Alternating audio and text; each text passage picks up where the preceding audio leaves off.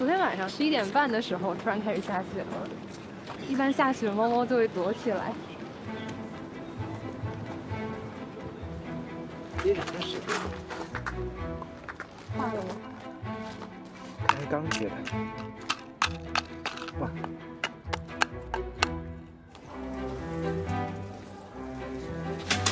黄连吃饭了，黄连。仙草，低个头。我的天哪！他们两个在散发着热气的那个机械上在取暖，特别可爱。来，动物表演，汉娜，动物表演。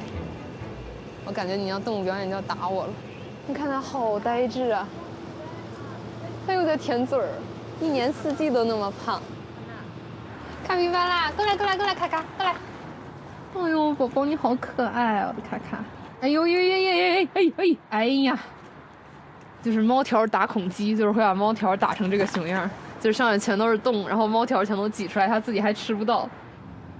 为什么你的舌头动的频率这么高，吃饭的效率却这么低？我们慢慢吃来，宝宝。